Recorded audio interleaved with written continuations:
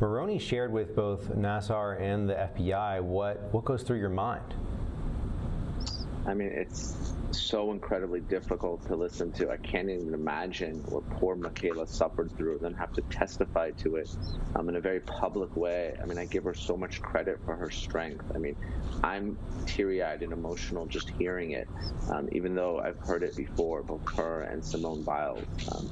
And so I think what needs to change is from the top down. Prosecutors need to prosecute these cases more aggressively. There needs to be more resources. So at least here in Los Angeles, there are specific sex abuse units that have victim advocates, counselors, female law enforcement agents, prosecutors that are there to help women, encourage them to come forward, provide them the resources that they need, and when they do, to actually prosecute these cases. Imagine how difficult it is for a victim to finally come forward and then to be, get the response that this is not a case that we can prove beyond a reasonable doubt, or we're not going to go forward, or we don't believe you. So I think the entire system needs to change because, again, this is such a persistent problem, and the female victims are not getting the justice that they deserve. Considering the timing, I mean, with R. Kelly right now, with Weinstein and so many others, do you see similar failures, institutional, systemic failures across the board?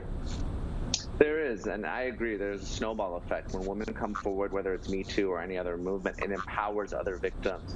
It gives them a voice that they're not alone. So that's one of the challenges that victims of sexual abuse have. You see with R. Kelly, the psychology of abuse, and when they see others that are similarly situated, it does allow them to move forward. But I agree that it's a systemic problem, and one of the things I like to compare it to is police misconduct cases. For so many years, minorities in this country have had to deal with police misconduct because those cases weren't prosecuted, and they weren't prosecuted aggressively. And we slowly but surely see that tide turning, and prosecutors are taking the challenging cases. We know how difficult it is to convict law enforcement in this country, but they're prosecuting those cases.